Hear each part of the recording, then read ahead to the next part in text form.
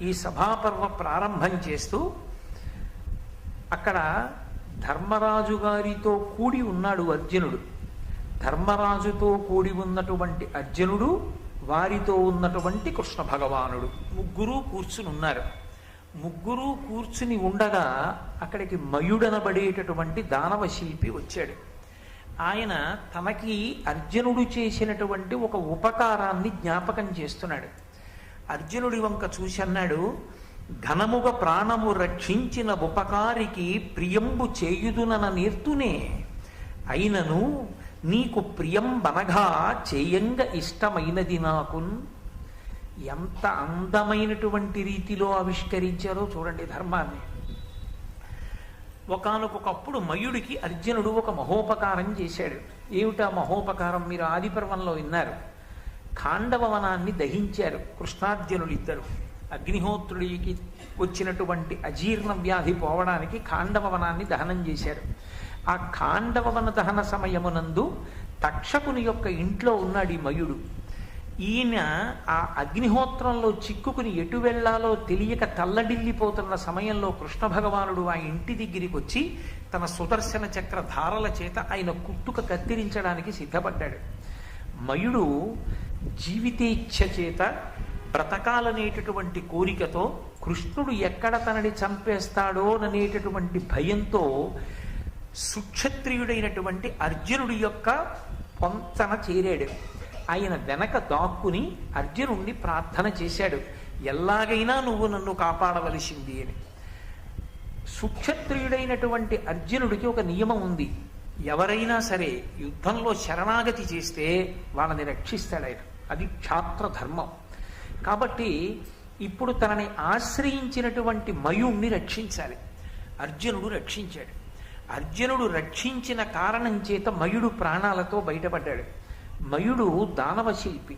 ఆయనకి అత్యద్భుతంగా శిల్పాలని నిర్మాణం చెయ్యగలిగినటువంటి చాతుర్యము వెన్నతో పెట్టిన విద్య.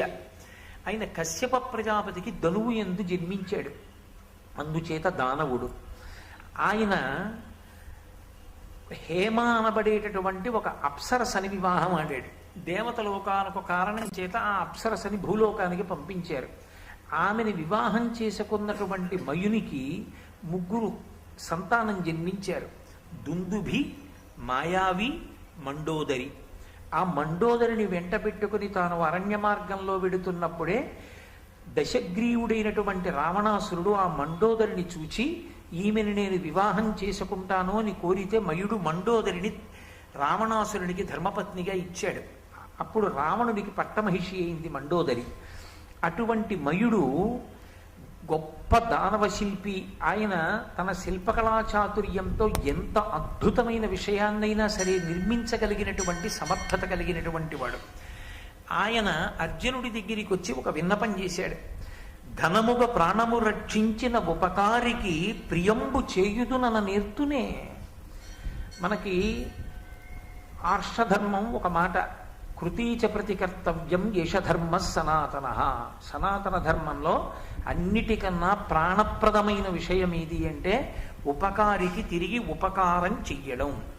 ఉపకారికి తిరిగి ప్రత్యుపకారం చెయ్యడంలో ఎప్పుడూ వైక్లభ్యమును పొందరాదు. అసలు సాధారణంగా పరోపకారము వ్రతముగా జీవించగలిగినటువంటి వాడై ఉండాలి పురుషుడు. అథవా తనకి ఉపకారం చేసిన వారికి ప్రత్యుపకారం చేసేటప్పుడు మీనమేషాలు లెక్కించకూడదు. తప్పకుండా ప్రత్యుపకారం చెయ్యడానికి సిద్ధపడాలి. మయుడంటాడు, ఘనముగ ప్రాణము రక్షించిన ఉపకారికి ప్రియంబు చేయుదునన నేర్తునే. నువ్వు నాకు చేసిన ఉపకారం ఏదో చిన్న ఉపకారం కాదు, నువ్వు నాకు చేసిన ఉపకారం మహోపకారం. అసలు ఇవాళ నేను ఉన్నాను అంటే నీ అనుగ్రహం. నువ్వు నన్ను ఆనాడు రక్షించి ఉండకపోతే ఈ కృష్ణ భగవానుడి యొక్క చక్రము చేత నేను ఏనాడో సంహరింపబడి ఉండేవాణ్ణి. నువ్వు నన్ను రక్షించావు. అటువంటి నీకు ఏదో ప్రియం నేను చేస్తాను, నీకు ఉపకారం చేస్తాను అనడం సాధ్యమా? తత్తుల్యమైంది ఎవరు చేయలేరు. లోకంలో అన్నిటికన్నా గొప్పది ఇది అంటే ప్రాణమే.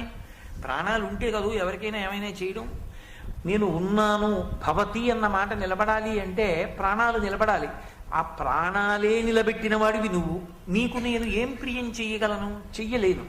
కాబట్టి నీ దగ్గరికి వచ్చి నిజానికి నీకు నేను ఏదైనా ఉపకారం చేస్తానన్న మాట వాడడం కూడా దోషభూయిష్టమే.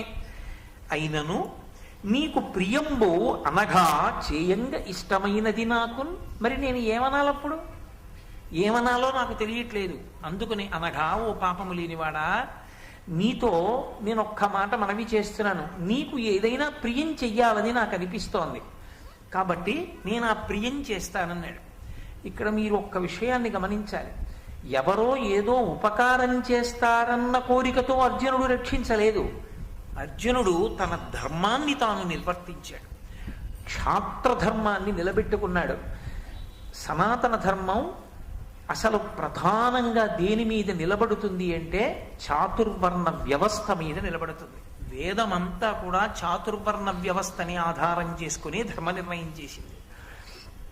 కాబట్టి సుక్షత్రియుడైనటువంటి అర్జునుడు శరణాగతి చేసినటువంటి వాడు ఎంత గొప్ప శత్రువైనా సరే రక్షించి తీరాలి. ఆయన తన ధర్మాన్ని తాను నిలబెట్టుకోవడానికి రక్షించాడు తప్ప ప్రత్యుపకారము కోరి చేసిన వాడు కాదు. అది పాపబుద్ధి. అనగా నువ్వు పాపము లేనివాడివి. నువ్వు అలా నన్ను రక్షించలేదు. నన్ను రక్షిస్తే నీకేదో నీ చేసి పెడతానన్న కోరిక నీకేం లేదు. అయినా నీకు ప్రత్యుపకారం చెయ్యకుండా ఉండలేక చేస్తానని నేను అంటున్నాను. కాబట్టి నువ్వు ఏదైనా ఉపకారాన్ని కోరు, ఏమడుగుతావో అడుగు, నేను చేస్తాను అన్నాడు. అర్జునుడు ఒక్క క్షణం ఆగాడు. ఆయన ఏమీ కోరలేదు. నువ్వు నాకు ఇది చేసి పెట్టు అని అనలేదు. వచ్చినటువంటి వాడు వచ్చినటువంటి వాని యొక్క ఆర్తిని బట్టి అడగవలసి ఉంటుంది తప్ప ఏదో వచ్చినటువంటి వాడి యొక్క సమర్థతని ఆర్తిని దృష్టిలో పెట్టుకోకుండా చాలా చిన్న విషయాన్ని మీరు అడిగారనుకోండి, అది అవతల వారికి అవమానంగా ఉంటుంది. మళ్ళీ రెండో మాట రెట్టించాలి. అదేంటంటే బొత్తిగా అంత అన్యాయంగా అడిగారు. అలా కాదు, మీరు నా సమర్థతని దృష్టిలో పెట్టుకుని అడగండి అనాలి. అప్పుడు యువతల వారికి అహంకారం ఆపాదింపబడుతుంది. అందుకని అర్జునుడు ఇది కోరుకున్నది కాదు. ఈ ప్రత్యుపకారం ఆయన ఏం కోరుకోలేదు. కాబట్టి ఆయన కృష్ణ భగవానుడి వంక చూశాడు. ఇది జీవితంలో ఉండవలసినటువంటి లక్షణం. అది కష్టం కానివ్వండి, సుఖం కానివ్వండి, కలిసొచ్చింది కానివ్వండి, పోయింది కానివ్వండి, ఏ క్షణంలోనైనా సరే భగవంతుని యొక్క స్మరణము మరుగున పడకూడదు. అసలు యథార్థమునకు ఒక మనిషి చనిపోయాడు అన్న మాట ఎప్పుడు అంటే ఏ ఒక్కరోజు భగవంతుని యొక్క స్మరణము లేదు, భగవంతుడు విస్మరణమునకు గురి అయిపోయాడు, ఆయన జ్ఞాపకానికి రాలేదు, ఆ రోజు వాడు మరణించినట్టు. భగవంతుడు సర్వకాలముల యందు జ్ఞాపకంలో ఉండాలి. అది కలిసొచ్చిందా కలిసి రాలేదా అన్నది కాదు. నాకు ఏది యోగ్యమో దాన్ని పరమేశ్వరుడు నిర్ణయం చేస్తాడనేటటువంటి బుద్ధి ఉన్ననాడు పొంగుకి కుంగుకి తావుండదు. నేను ఇప్పుడు భారతం చెప్తే అభ్యున్నతిని పొందుతానని భగవానుడు నిర్ణయం చేశాడు. అందుకని ఒరే భారతం చెప్పరా అన్నాడు. నేనా భారతం చెప్పేవాడిని, నేను చెప్పగలనా భారతం అనుకున్నాను అనుకోండి, నాకేం ఇబ్బంది ఉండదు. నేను భారతం చెప్పానని కానీ, నేను భారతం చెప్తున్నానని కానీ, భారతం చెప్పడానికి నాది సంకల్పం అని కానీ నేను అనుకుంటే అందులో వచ్చేటటువంటి వైక్లభ్యానికి, ఉత్థాన పతనాలకి మళ్ళీ నేనే బాధపడవలసి ఉంటుంది. నేను పరమేశ్వరుడి చేతి ఉపకరణంగా నిలబడిపోయినంత కాలం నాకేం పొంగు కుంగుకు అవకాశం ఉండదు. హాయిగా మనస్సు ప్రశాంతంగా ఉంటుంది. అర్జునుడు కృష్ణుడి వంక తిరిగాడు. తిరిగి అన్నాడు, ఏదైనా ఒక అపూర్వమైన విషయాన్ని ఈ మయుడి దగ్గర మనం పుచ్చుకోవలసింది ఏది ఉంటుందో మీరు ఆలోచన చేసి నిర్ణయం చెయ్యండి అన్నాడు. అది అపూర్వమైనదై ఉండాలి. ఎందుకని ఆయన యొక్క శిల్పకళా చాతుర్యం అటువంటిది. ఆయన అటువంటి నిర్మాణములు చెయ్యగలడు. కాబట్టి అటువంటి నిర్మాణం ఏదైనా చేసి ఇమ్మనండి అన్నాడు. ఇక్కడ మీరు ఒక్క విషయం జాగ్రత్తగా గమనించాలి. అసలు మయుడికి ప్రాణభిక్ష పెట్టిన వారెవరు? అర్జునుడు. ప్రాణభిక్ష పెట్టినటువంటి వాడు అర్జునుడైతే ఆ అర్జునుణ్ణి ఏదైనా కోరుకోమని అడిగితే తాను కోరుకోకుండా కృష్ణుడికి అప్పచెప్పాడు. తనకి ఏది ఉంటే బాగుంటుందో అది మయుణ్ణి అడగమని. ఇప్పుడు మయుణ్ణి అడిగినప్పుడు కృష్ణుడు ఏది అడగాలి? అర్జునుడికి ఏది ఉపయుక్తమో అది అడగాలి. ప్రత్యుపకార బుద్ధి అంటే. కానీ లోకంలో ధర్మం అని ఒక మాట ఉంది కదా. నేను మా అబ్బాయి మా ఇంట్లో ఉన్నాం అనుకోండి, మా ఇంటికి వచ్చి మా అబ్బాయి పేరు మీద మీరు శుభలేఖ ఇచ్చారనుకోండి, నా పెద్దరికం ఏమైపోయినట్టు? నా పేరు మీద కదూ శుభలేఖ ఇవ్వాలి. నా కొడుకుతోనే మీకు పరిచయం ఉన్నా, నా కొడుకుకే మీరు స్నేహితులైనా, మీరిచ్చిన శుభలేఖ మాత్రం నా పేరు మీద ఉండాలి.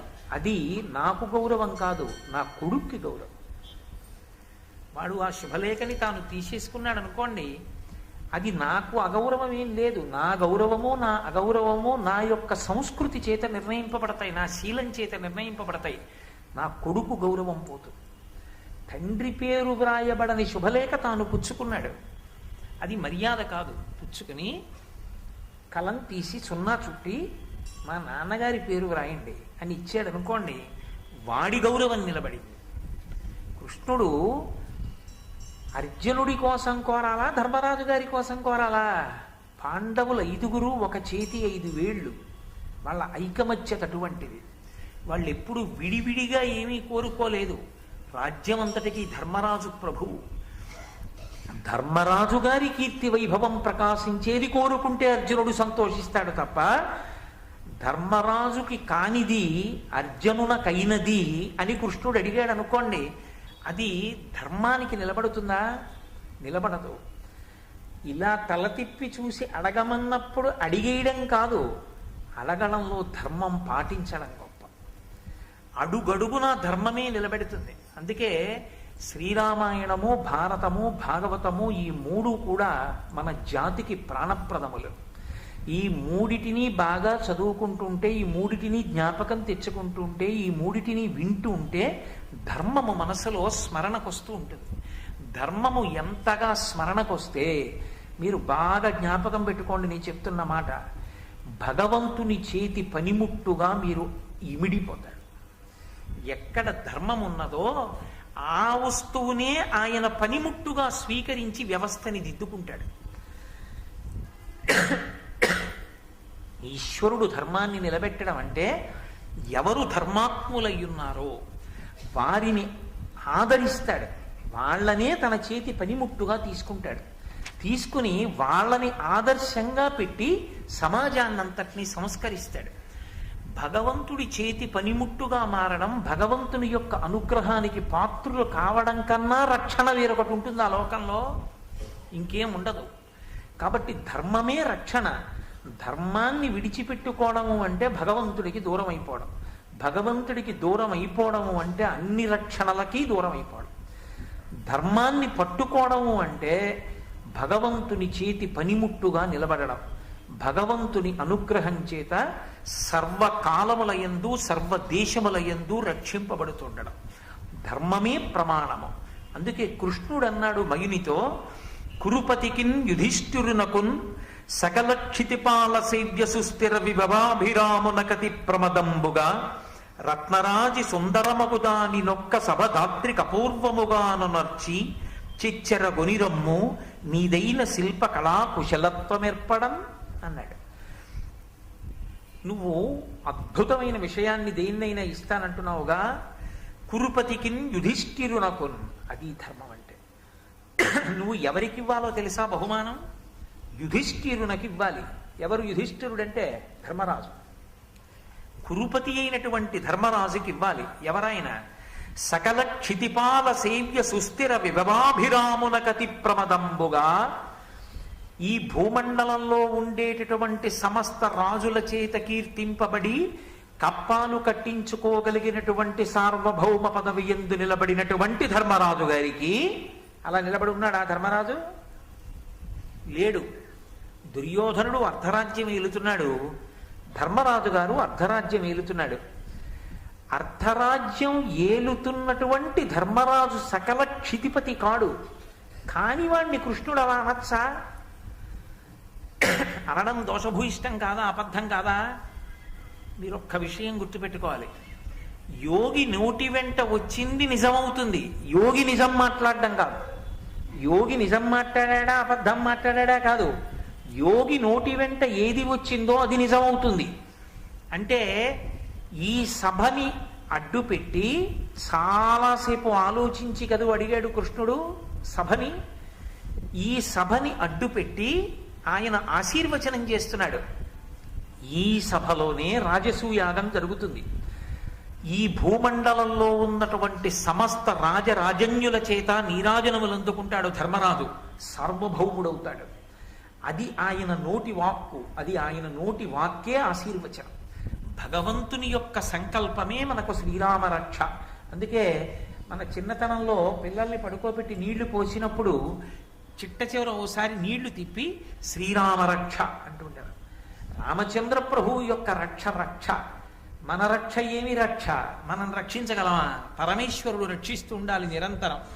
అందుకని కురుపతికిన్ యుధిష్ఠిరునకున్ సకల క్షితిపాల సేద్య సుస్థిర విభవాభిరామునకతి ప్రమదంబుగా రత్నరాజి సుందరమగు దాని నొక్క సభ ధాత్రి కపూర్వముగాను నర్చి. నువ్వు నిర్మించి ఇవ్వవలసినటువంటి సభ సామాన్యమైనటువంటి సభ కాకూడదు. అది రత్నముల చేత పొదగబడినదై అసలు ఈ భూమండలంలోనే ఎప్పుడూ ఎక్కడా ఎవరి దగ్గర లేనంత గొప్ప సభనొక దానిని కొనిరమ్మో, తొందరగా చేసి తీసుకురా. నీదైన శిల్ప కళా కుశలత్వమేర్పడం.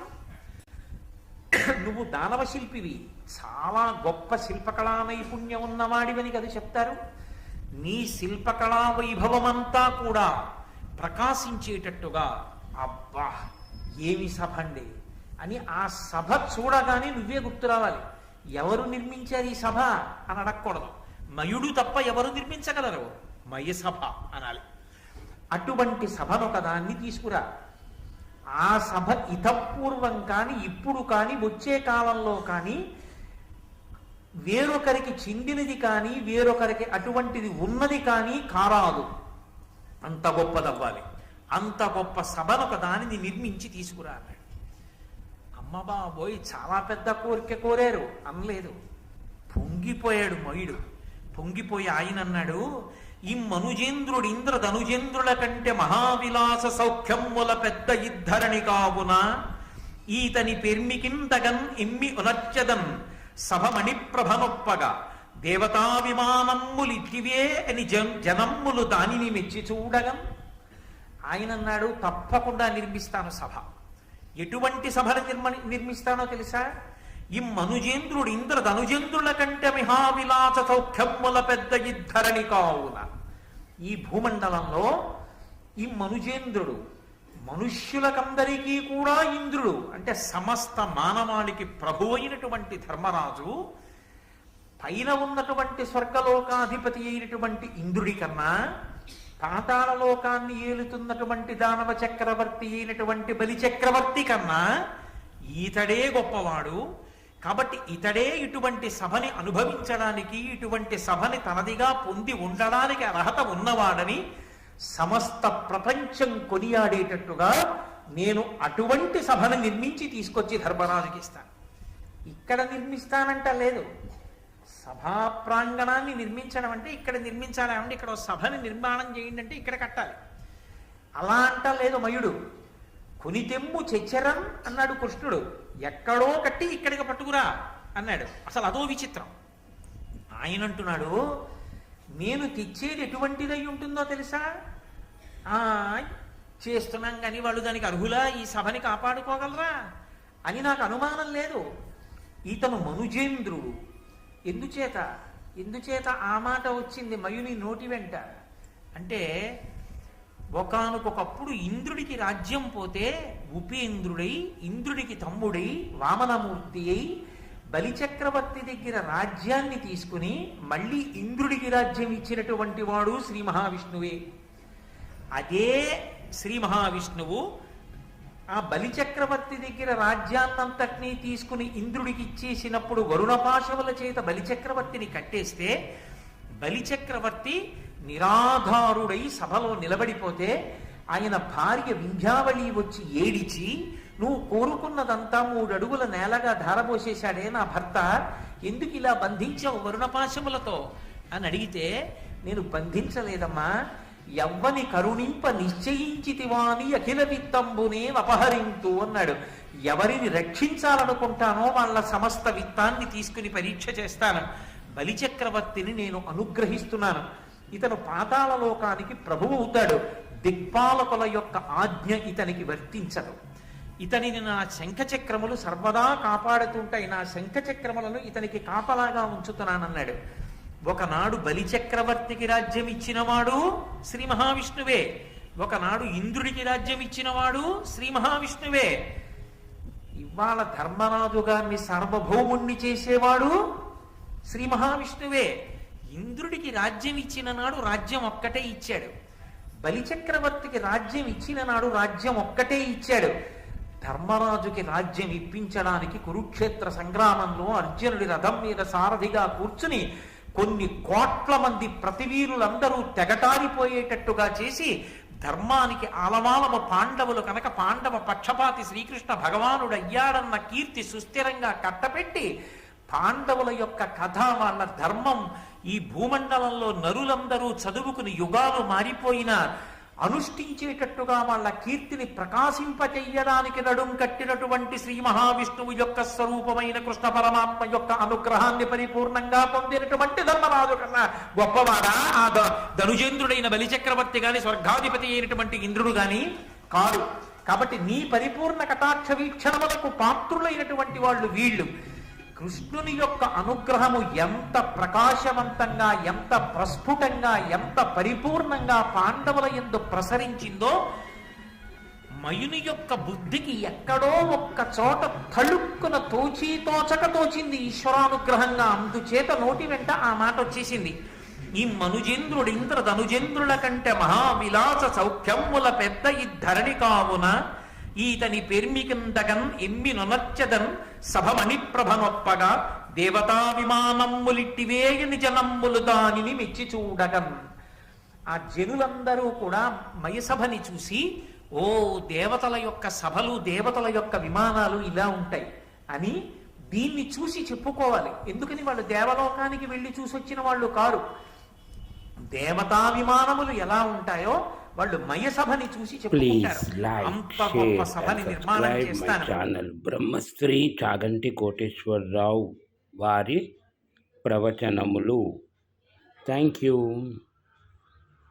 దేవతా విమానములు ఎలా ఉంటాయో వాళ్ళు మయసభని చూసి చెప్పుకుంటారు. అంత గొప్ప సభని నిర్మాణం చేస్తాను. అంతేకాదు, నేను ఈ సభా నిర్మాణం చెయ్యడానికి కావలసినటువంటి బంగారము, వజ్రములు, వైఢూర్యములు, మరకత మాణిక్యములు, నవరత్నములు మొదలైనటువంటి సామాగ్రినంతటినీ కూడా బిందు సరోవరమునందు దాచాను. ఎందుకు దాచవలసి వచ్చింది? ఎందుకు అవన్నీ దాచడం అంటే, ఒకప్పుడు వృషపర్వుడు అని ఒక రాజు ఉండేవాడు. మీరు ఆదిపర్వంలో విన్నారు. శర్మిష్ఠ యొక్క తండ్రి. ఆ శర్మిష్ఠకి దేవయానికి వచ్చినటువంటి కలహంలోనే ఆ దేవయానితో కలిసి శుక్రాచార్యుల వారు ఆ రాజ్యాన్ని విడిచిపెట్టి వెళ్ళిపోతాను అంటే వృషపర్వుడు వచ్చి వేడుకుని ఆ శుక్రాచార్యుల వారిని తన రాజ్యంలో ఉంచుకోవడం కోసమని దేవయానికి శర్మిష్ఠని దాసిగా చేశాడు. మీరు ఆదిపర్వంలో విన్నారా కదా. కాబట్టి అటువంటి వృషపర్వుడనేటటువంటి రాజుకి ఒక గొప్ప సభని నిర్మాణం చెయ్యడం కోసమని నేను ఒకానొకప్పుడు సంకల్పం చేసి తత్సంబంధమైనటువంటి రత్నములు, సంభారములనన్నిటినీ బిందు సరోవరంలో దాచి ఉంచాను. ఆ ఒక్క సంభారములను తీసుకొచ్చి మయసభా నిర్మాణం చెయ్యడమే కాదు, భౌమాదిత్యుడనబడేటటువంటి రాజు ఒకానొకప్పుడు ఈ భూమండలంలో ఒక సుక్షత్రియుడై రాచరికం చేస్తూ గొప్ప తపస్సు చేసి ఋషి అయ్యాడు. ఆ ఋషి మండలాన్ని చేరినటువంటి ఆ భౌమాదిత్యుడనేటటువంటి రాజు నాకు ఒక శంఖాన్ని, ఒక గదని ఇచ్చాడు. ఆ గద శత్రువులను దునుమాడుతుంది. ఆ శంఖం పూరించినంత మాత్రం చేత కొన్ని వేల మంది యొక్క కర్ణరంధ్రములు బద్దలైపోయి నెత్తురు కారిపోతుంది. అంత గొప్పదైనటువంటి ఆ శంఖం దేవదత్తాన్ని, ఆ గదని భీమసేనుడికి, దేవదత్తమన్న శంఖాన్ని అర్జునుడికి కూడా తీసుకొచ్చి ఇస్తాను. దానితో పాటుగా ధర్మరాజు గారికి ఈ సభా నిర్మాణం చేస్తాను. అంటే కడుపులో ఎక్కడో అర్జునుడికి కూడా ఉపకారం చెయ్యాలన్న కోరిక ఉంది. కాబట్టి అర్జునుడికి దేవదత్తాన్ని ఇస్తూ, భీమసేనుడికి గద ఇస్తూ, ధర్మరాజు గారికి మయసభ ఇస్తాను. అంటే శ్రీకృష్ణ పరమాత్మ యొక్క సంకల్పమే మయుని యందు ఆలోచనగా మారింది. ఈశ్వరానుగ్రహం అనేటటువంటిది ఒక్కసారి బయటికి రావాలి. కానీ పరమేశ్వరుడు వీడికి కావలసినటువంటి పదార్థములు సమకూడాలి అని కోరుకోవాలి. కానీ అవి ఎప్పటికి ఎందుకు పనికొస్తాయో మనకి తెలియదు. పరమేశ్వరుడు మాత్రం వాటిని ఇప్పుడే చేకూరుస్తాడు. అర్జునుడికి దేవదత్తాన్ని ఇప్పిస్తున్నాడు, భీమసేనుడికి బ్రహ్మాండమైనటువంటి గదని ఇప్పిస్తున్నాడు.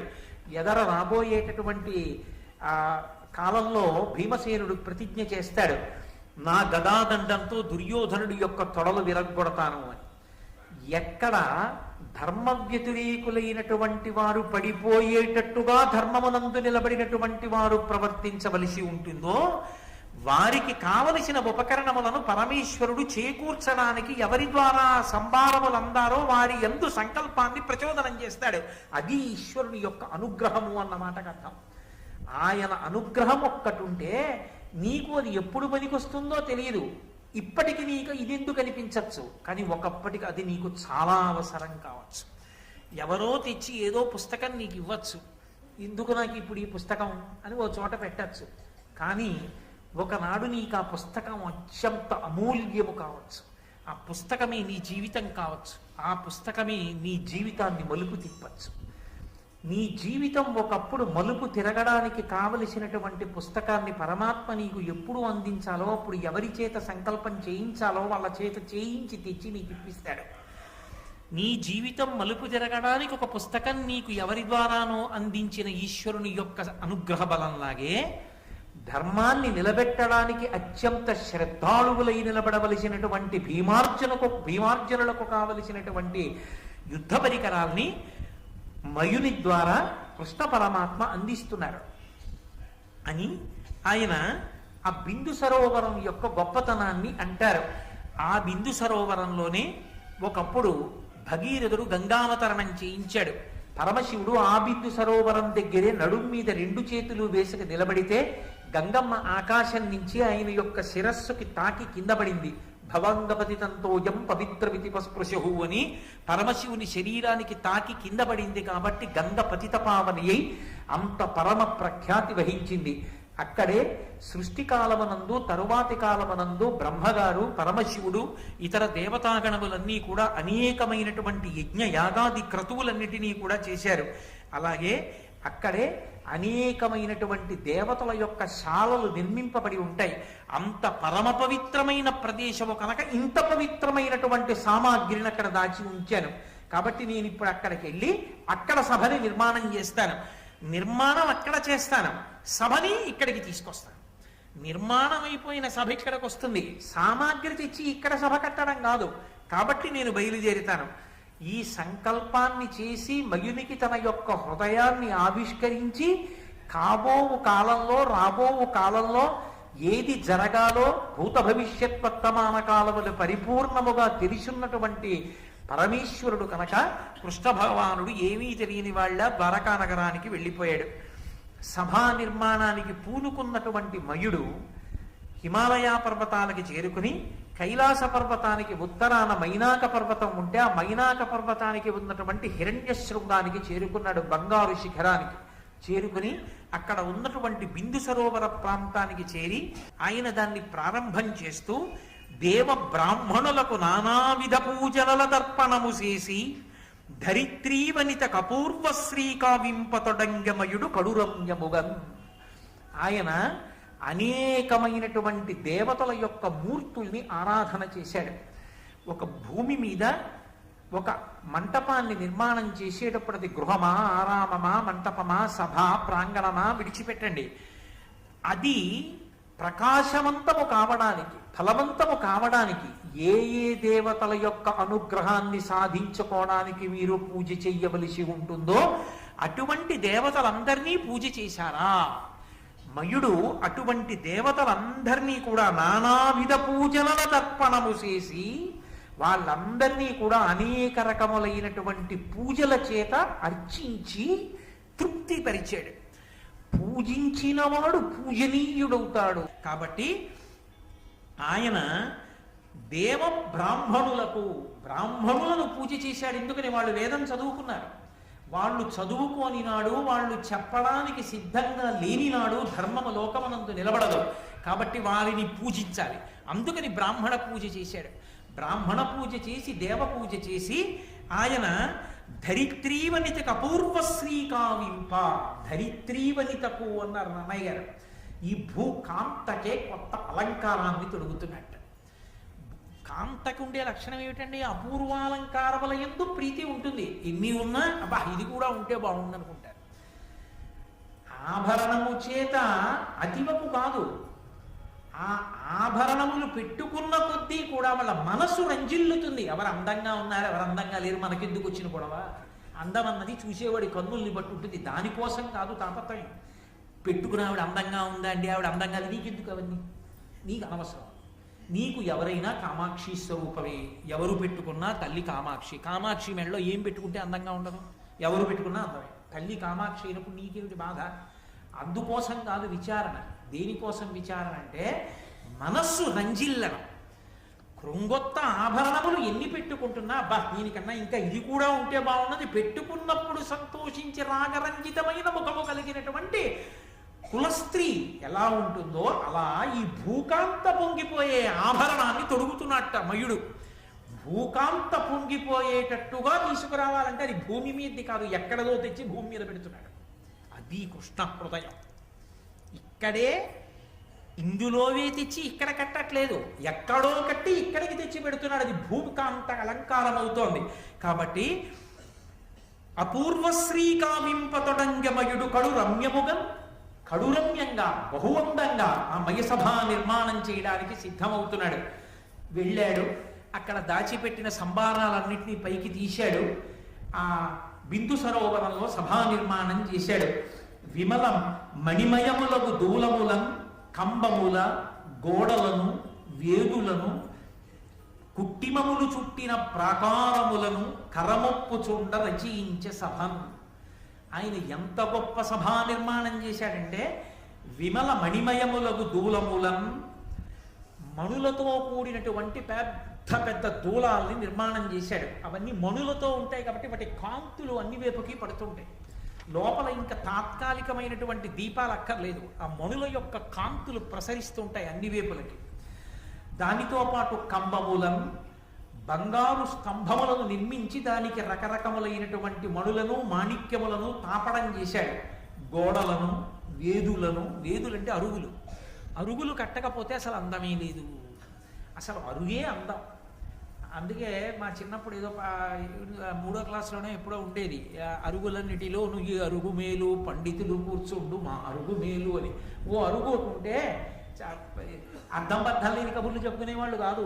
చక్కగా ఏ రామాయణం గురించో, భారతం గురించో, భాగవతం గురించో చెప్పుకునేవాళ్ళు. 2 3 అక్కడ చేరి మాట్లాడుకుంటే ఆ యజమానికి అభ్యున్నతి, ఆ ఇంటికి అభ్యున్నతి. అది విందామనుకున్న వాళ్ళందరూ వచ్చి చుట్టూ కూర్చుంటారు. వాళ్ళకి ఒక బుక్కిడు మంచినీళ్ళు ఇచ్చిన పుణ్యం పురుషార్థం. అంటే ఎవరికైనా ఇవ్వాలి. భారతం విన్న వాళ్ళకే వినాలని ధర్మం కాదు, ఎవరికైనా ఇవ్వచ్చు. కానీ భాగవతులకు ఇవ్వడం మరింత సంతోషం కాదు, అది నా ఉద్దేశం. కాబట్టి అటువంటి వేదులను, కుట్టిమముల చుట్టిన ప్రాకారములను, రాతితో కూడుకున్నటువంటి గోడల్ని, ప్రాకారములను సభ చుట్టూ నిర్మాణం చేశాడు. కరముప్పు చుండ రచయించే సభను చాలా అద్భుతమైనటువంటి రీతిలో ఆ మయసభనంతటినీ కూడా నిర్మాణం చేశాడు. ఈ మయసభ నిర్మాణంలో ఉండేటటువంటి విచిత్రం ఏమిటి అంటే నన్నయ్య గారు ఒక సీసపద్యంలో చాలా అద్భుతమైన రీతిలో ఆవిష్కరించారు. చిత్రం ఏమిటంటే అంత గొప్పదా అండి, అంత గొప్పదా అండి, అబ్బా మయసభ ఇంత చెప్తున్నారు, అది ఎలా ఉంటుందో, ఎలా కట్టాడో అన్నప్పుడు ఒక్కసారి తినిపించలేదు నన్నయ్య గారు. కొంచెం తినిపించారు. ఇక్కడ కొంత చెప్పారు. దుర్యోధనుడు మైసభలో విహారం చేస్తున్నప్పుడు కొంత చెప్పారు. అప్పుడు ఎక్కడ ఆ సందర్భాన్ని బట్టి మయసభా సౌందర్యాన్ని మనం అనుభవించడానికి బాగా అవకాశం దొరుకుతుందో అలా మనకి ఆయన వర్ణించి చూపించారు. సురుచిల హరినీల కిరణ జలంబుల పద్మరాగారుణ పద్మములను, రాజిత రాజీవ రాజహంసావళి నిర్మల సవర్ణ కూర్మములను, కమనీయ వైఢూర్య కుముదంబులను, వజ్రమీన మౌక్తిక నవ ఫేనములను, మరకత శైవలోత్కరముల విలసిల్లగొలనని సన్మణి స్థలము చూచి, పలుగురాల కుడ్యముల రుచులు కప్పిన జలములున్న ఎడల వెలయ చూచి, అననుపస్థలంబుల నిజనులెరుగకయుండునట్లుగా మయుండు చేసే. ఆయన సభా నిర్మాణం చేసినప్పుడు అందులో ఉన్నవి లేనట్లు లేనివి ఉన్నట్టు కనపడేటట్టుగా నిర్మాణం చేశాడు. ఎలా నిర్మాణం చేశాడు అని అనుమానం వస్తుందేమోనని నన్నయ్య గారు చెప్తున్నారు. సురుచిర హరినీల కిరణ జలంబుల పద్మరాగారుణ పద్మములను ఆయన ఇంద్రనీలమణుల్ని తీసుకొచ్చి ఒక సరోవర నిర్మాణం చేశాడు. అంటే ఆ ఇంద్రనీలమణుల్ని తాపడం చేశాడు గోడలోకి. ఆ ఇంద్రనీలమణులలోంచి కిరణములు బయటికి వస్తుంటాయి, కాంతులు వస్తుంటాయి. అందులోంచి వచ్చేటటువంటి కాంతుల వలన అవి ఎలా కనపడతాయంటే ఏదో అక్కడ నీళ్లున్నట్లుగా కనపడుతుంది. ఆ ఇంద్రనీలమణుల యొక్క కిరణముల ప్రసారం అలా అన్ని వేపుల నుంచి వచ్చేటట్టుగా నిర్మాణం చేశాడు. తెనాలి దగ్గర ఒక శివాలయం ఉంది. ఆ శివాలయంలో ఒక విచిత్రమైనటువంటి లక్షణం. ఏమిటి ఆ లక్షణం అంటే శివలింగం దగ్గర దీపం అక్కర్లేదు, చీకటిగా ఉంటుంది గర్భగృహం. కానీ మీరు నందీశ్వరుడు యొక్క శృంగముల మీద చెయ్యి పెట్టి ఇలా లోపలికి చూస్తే నందీశ్వరుని యొక్క కన్నులలో పొదగబడినటువంటి మణుల యొక్క కాంతి శివలింగం మీద పడి మీరు శృంగముల మధ్యలోంచి చూసినప్పుడు మాత్రం శివలింగం ప్రకాశవంతంగా భాసిస్తుంది. అలా నిర్మాణం చేశారు. తరువాతి కాలంలో ఆ నందీశ్వరుడి కన్నుల్లో ఉన్నటువంటి ఆ మడులు ఎత్తుకుపోయారు. కాబట్టి ఆ శివాలయం అలా ఉండిపోయింది. నేను వెళ్ళి దాన్ని చూసి వచ్చాను కూడా శివాలయాన్ని, కాబట్టి చెప్పగలుగుతున్నాను మీతోటి. కాబట్టి ఆయన ఆ ఇంద్రనీలమణులలోంచి వచ్చేటటువంటి కాంతుల చేత అక్కడ నీరు ప్రవహిస్తోందా అన్నట్టుగా ఒక సరోవరం ఉన్నట్టుగా నిర్మాణం చేశాడు. అందులో మళ్ళీ పద్మరాగారుణ పద్మములను, అందులో పద్మరాగమణులతో తామర పూలు పెట్టాడు. ఇప్పుడు అవి ఎలా ఉన్నాయి? ఎర్రటి పద్మాలు ఆ కొలనులో ఉన్నాయేమో అనిపిస్తుంది. ఇలా దూరంగా నిలబడి చూశారనుకోండి, ఇంద్రనీలమణుల యొక్క కాంతుల చేత నీరున్నట్లు, ఇంద్రనీలమణుల కాంతులు ఆ నీటి మధ్యలో పద్మరాగమణుల చేత ఎర్రటి పద్మాలు పెట్టాడు. అందుకని నిజంగా ఎర్రటి తామర పూలున్నట్టు కనపడుతుంది. దానితో పాటుగా రాజత రాజీవ రాజహంసావళి నిర్మల సవర్ణ కూర్మములు, అక్కడ వైఢూర్యములతో కలువలను నిర్మాణం చేశాడు. ఇప్పుడు తెల్ల కలువలు అందులో విచ్చుకుని ఉన్నట్లుగా కనపడుతుంటుంది. వైఢూర్యంతో కలువలు చేశాడు. వజ్రాలతో చాపలు చేశాడు. వజ్రాలతో చాపలు చేయడం వల్ల దాని పొలుసులు ఉంటాయి. ఆ పొలుసులు తలుక్కు తలుక్కు తలుక్కు తలుక్కు మెరుస్తూ ఉంటాయి. అది ఒక్కొక్క కాంతిలో ఇలా తిరుగుతుంటే పొలుసులు మెరుస్తాయి, దాని కళ్ళు మెరుస్తాయి. ఆ పొలుసులు మెరవడానికి, ఆ కళ్ళు మెరవడానికి వీలుగా వజ్రాలతో చాపలు చేసి విడిచిపెట్టాడు. అవి వెడుతూ ఉంటే చాపలు నీళ్లలో తిరుగుతున్నాయనిపిస్తుంది. ఇది చాలదు అన్నట్లుగా ఆ నీటిలా కనపడుతున్నటువంటి ఇంద్రనీలమణుల కాంతుల కింద మరకతమణుల కాంతులు పడేటట్టు చేశాడు. ఇప్పుడు ఈ మరకతమణుల కాంతుల వలన ఏమవుతుందంటే నీటి అడుగున నాచు పట్టినట్టు కనపడుతుంది. ఏంటంటే మహానందిలో ఉన్న సరోవరంలో అత్యంత శుభ్రంగా ఉండి రూపాయి కాసు పడేస్తే కింద కనపడుతోంది అనుకోండి, అందులో చేప చచ్చిపోతుంది, బతకదు. ఎలా? నాచు లేకపోతే చేప ఎక్కడి నుంచి బతుకుతుంది? ఏం తిని బతుకుతుంది? తాబేలు, చేప ఇలాంటివి ఉండాలంటే అక్కడ నాచు ఉండాలి. నాచు ఉంటేనే నీటికి అందం. కాబట్టి ఆ కింద నాచున్నట్లుగా మరకతమణుల కాంతులు పడేటట్టు చేశాడు. మరకతమణితో చేసిన శిల్పాన్ని మీరు ఎప్పుడైనా చూశారో లేదో నాకు తెలియదు. విజయవాడలో కేవలం మరకతమణితో చేయబడినటువంటి అమ్మవారి దేవాలయం ఒకటి ఉంది. ఆ దేవాలయం మీరు దర్శనం చేస్తే మరకతమణితో చేయబడినటువంటి విగ్రహానికి హారతి ఇచ్చినప్పుడు వచ్చేటటువంటి కాంతి చూడొచ్చు. మంద ప్రసరణ ఉంటుంది. అది అచ్చు నాచు రంగులో వస్తుంది. ఆ నాచు ఎలా ఉంటుందో అటువంటి కాంతి ఆ మరకతమణులలోంచి వచ్చి ఆ సరోవరం కింద నాచున్నట్లుగా కనపడుతుంది.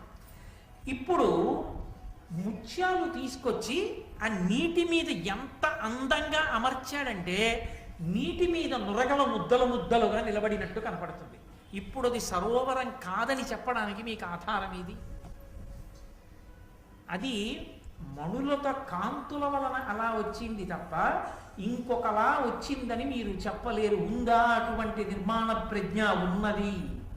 నన్ను నమ్మండి. మీరు చూస్తాను అంటే ఇప్పటికీ ఉంది ఒక చోట. కాంచీపురంలో కామకోటి మఠం వారు ఒక గొప్ప కళాశాల నిర్మాణం చేశారు. దాని పైన శ్రీచక్ర ఆకృతిలో ఉంటుంది, దాని మీద బిందు ఉంటుంది. ఆ శ్రీచక్రం ఏమైందంటే దాని కాంతి వచ్చి నీడ కింద పడింది. ఇప్పుడు ఎవరైనా ఆ కళాశాలలోకి వెడితే ఆ శ్రీచక్రాన్ని తొక్కుతారు, నీడ తొక్కి లోపలికి వెళ్ళాలి. ఎలా? పైన అంతా పూర్తయిపోయి కింద ఆ సప్తా నిర్మాణం చేసిన తర్వాత ఈ పరిస్థితి ఏర్పడింది. ఇప్పుడు కళాశాలలోకి వెళ్ళడం ఎలా? కంచికామకోటి పీఠాధిపత్యం వహించినటువంటి అపర శంకరావతారులు మహాపురుషులు చంద్రశేఖరేంద్ర సరస్వతి మహాస్వామి వారికి వెళ్ళి చెప్పారు, అయ్యా శ్రీచక్రం యొక్క నీడ పడింది కింద, ఎవరైనా లోపలికి వెడితే శ్రీచక్రాన్ని తొక్కి వెళ్ళాలి, ఎలా అని అడిగారు. ఆయన కొంతసేపు ధ్యానం చేసి కామాక్షి పరదేవతని ప్రార్థన చేశారు. ఏమి తొక్కర్లేండి, వెళ్ళండి అన్నారు. ఎవరైనా ఇప్పుడు వెళ్ళి ఆ శ్రీచక్రం దగ్గరికి వెళ్ళి మీరు ఇలా నిల్చున్నారనుకోండి, మీ ముందు ఉంటుంది యథార్థంగా మేరు ఉంటుంది నీడ. కాలెత్తారనుకోండి మేరు మీద పడుతుంది. ఎలా? మీరు భయపడతారు. మీరు కాలెత్తి వేశారనుకోండి ఆ మేరు ముందుకెడుతుంది అడుగు. అరే ఒక అడుగు ముందుకెళ్ళిపోయిందని చెప్పి ఇప్పుడు మీరు మళ్ళీ కాలెత్తారనుకోండి ఇంకో అడుగు ముందుకెడుతుంది. ఎంతమంది ఎన్ని వైపుల నుంచి వచ్చినా అంతమందికి ఒక అడుగు ముందుకుంటుంది, కానీ ఎవరి చేత తొక్కబడదు. ఏమి చెప్పాలి?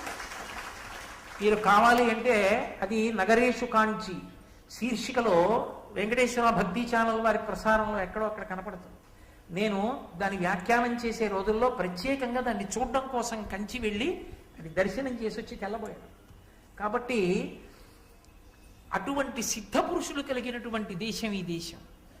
అటువంటి అద్భుతమైనటువంటి నిర్మాణాలు కలిగినటువంటి దేశం. లేపాక్షి లేదు. సివిల్ ఇంజనీరింగ్కి ఏమిటో పెద్ద విదేశాల గురించి చెప్తాం. దేవాలయం అంతా ఒక స్తంభం మీదే ఆధారపడుతుంది.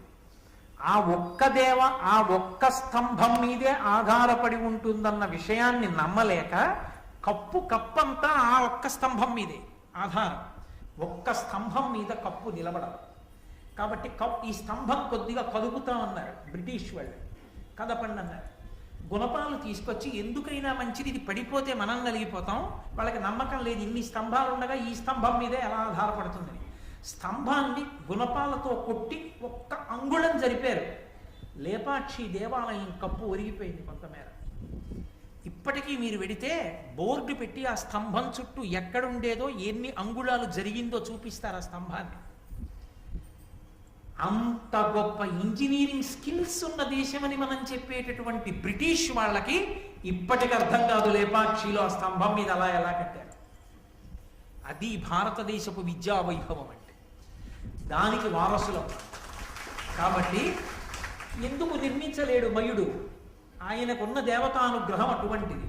అందుకే ఇంద్రనీలమణుల నుండి వచ్చేటటువంటి కిరణముల యొక్క కాంతి నీటిగా కనపడితే అక్కడే ఉన్న పద్మరాగమణుల చేత నిర్మింపబడినటువంటి ఎర్రని పద్మములు నిజమైన పద్మములలా కనపడుతుంటే, వజ్రముల చేత చేయబడినటువంటి చేపలు నిజమైన చేపల్లా కనపడుతుంటే, అక్కడ బంగారంతో చేయబడినటువంటి తాబేళ్లు నిజమైన తాబేళ్లు ఈదుతున్నట్లు కనపడుతుంటే, మరకతమణుల చేత తాపడము చేయబడినప్పుడు అందులోంచి వచ్చేటటువంటి కిరణముల యొక్క కాంతి నీటి అడుగున పేరుకున్నటువంటి నాచులా కనపడుతుంటే, ఒడ్డున ఉన్నవాడు సరోవరంలో దిగుతున్నామని పంచ పైకెత్తి పట్టుకుని కాలు అందులో పెట్టి భంగపడితే ఆశ్చర్యం ఏముంది? చిత్రం ఏమిటంటే నీరు లేని చోట నీరు ఉన్నట్టు కల్పించాడు. అది మయసభా నిర్మాణం. నీరు ఉన్న చోట నీరు లేనట్టు కల్పించాడు. ఎలా అంటే గోడలలో స్ఫటిక మణులు పెట్టాడు. ఆ స్ఫటిక మణుల కాంతులు పడుతున్నాయి. స్ఫటికమణి కాంతి కనపడుతోంది గోడలోంచి. తెల్లటి కాంతి పడుతోంది కాబట్టి అక్కడ నీరు లేదనుకుంటారు. అనుకుని కాలు పెడితే అక్కడ జలాశయం ఉంటుంది. ఈ కాంతి కప్పేస్తుంది, కనపడదు. నీరు ఉన్న చోట నీరు తెలియదు, నీరు లేని చోట నీరున్నట్లు కనపడుతుంది. అది మయసభ అద్భుతం. బాహ్యం. ఆంతరం కురుక్షేత్ర సంగ్రామానికి బీజం. ధర్మం నిలబడడానికి కారణం. మయసభలోని 2 మడుగులలోంచి పుట్టింది. అది కృష్ణ పరమాత్మ సంకల్పం, అది ఆయన అనుగ్రహం.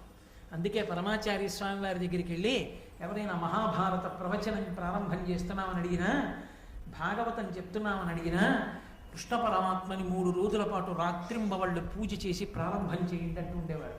ఆయన అనుగ్రహం లేనిది ఏం చెప్తాం అని. అందుకే ఇప్పటికీ మహానుభావుడు మల్లాది చంద్రశేఖర శాస్త్రి గారు ఈ వయస్సులో కూడా కంఠం శంఖంలా మోగుతూ ఆ దత్తాత్రేయోపాసనతో నోటి వెంట కృష్ణ భగవానుడని కూడా అందరూ వాసుదేవుడు వాసుదేవుడు అంటూ ఆ మహాభారతాన్ని చెప్తూ అంత పరవశించిపోగలుగుతున్నారంటే ఆయన వెనక కృష్ణ భగవానుడి అనుగ్రహం ఆయనకి ఎంత ఉందో అర్థం అవుతుంది. ఆయన అనుగ్రహం ఉంటే తప్ప అవి అపురూపములు ఎలా కాగలుగుతాయి? కాబట్టి అటువంటి అపురూపమైనటువంటి మయసభా నిర్మాణం పూర్తయింది. 8,000 మంది దృఢకాయులైనటువంటి రాక్షసుల్ని పిలిచాడు. ఒరే, ఇది చెక్కు చెదరకుండా ఉన్నదాన్ని పైకెత్తి తీసుకొచ్చేయండి అన్నాడు. 8,000 మంది బలాఢ్యులైన రాక్షసులు ఈ ఎక్కడెక్కడ ఎత్తితే జాగ్రత్తగా పైకి లేస్తుందో అలా ఎత్తారు. ఎత్తడం అంటే 8,000 మంది అన్ని వైపులా పట్టుకుని ఓడు అటుపక్క ఎత్తితే ఓడు ఇటుపక్కకి ఎత్తితే ఒరిగిపోతుంది. వాహనం ఎత్తండ్రా అంటేనే ఓ ఇద్దరు ఇటు ఎత్తేస్తారు, ఓ ఇద్దరు వదిలేస్తారు, ఒరిగిపోతుంది. ఎత్తడం అంటే ఏదో ఎత్తేయడం కాదు, దాన్ని పరాకుతో అందరూ కలిపి నిర్వహించగలిగిన ప్రజ్ఞ, అందరూ కలిసి చెయ్యాలి, అందరూ కలిసి ఒక కార్యం నిలబడడానికి చెయ్యాలి. అది ఎప్పుడు గొప్పతనం. చాలామంది పనిచేసే కార్యాలయంలో ఒకరిద్దరి వలన కాదు గొప్పతనం, అధికారి గొప్పవాడు అని ఎప్పుడు నిర్ణయింపబడుతుంది అంటే వీళ్ళందరినీ కలిపి ఒక సంఘంగా చేసి, సంఘంలో టీమ్ స్పిరిట్ అంటుంటారు, మేమందరం కలిపి ఒక సంఘం అనేటటువంటి అభిప్రాయాన్ని ఏర్పాటు చేసి అందరూ కలిసి లక్ష్య సాధన చెయ్యాలి. ఆ భావన ఉద్దీపింపజేసిన వాడు అధికారి, ఆయన నిర్వాహకుడు. కాబట్టి ఆ భావన కలిగిందనుకోండి, మీరు ఇంకా అదే పనిగా ఈ పని చెయ్యి అనక్కర్లేదు. ఆ లక్ష్య సాధన కొరకు అందరూ తాము చెయ్యగలిగినది తాము చేసేస్తారంతే. అది కొనబడిన నాడు ఒక్కొక్కడిని నువ్వు ఎంతకని పొడుస్తావు. అది కాదు సమర్థత అన్న మాటకు అర్థం అధికారిది. అధికారి సమర్థత అంటే ఎవడు బలహీనుండో వాడిని ఎక్కడ ఉంచాలో అక్కడ ఉంచాలి, ఎవరి బలవంతుడో వాడిని అక్కడ ఉంచవలసిన చోట ఉంచాలి. కలిపి అందరినీ ఒక సంఘం చెయ్యాలి. ఒరే, మనందరం కలిపి దీన్ని సాధించాలని ఎవరి వంతు వాళ్ళు పోషిస్తూ లక్ష్య సాధన చెయ్యాలి. అలా నడిపించిన వాడెవడో వాడు సమర్థుడు, వాడధికారి. కాబట్టి ఈ 8,000 మంది ఆ మయసభని తీసుకొచ్చి ధర్మరాజు గారు ఉన్నటువంటి ఆ రాజధాని నగరంలో ఇంద్రప్రస్థంలో దింపారు.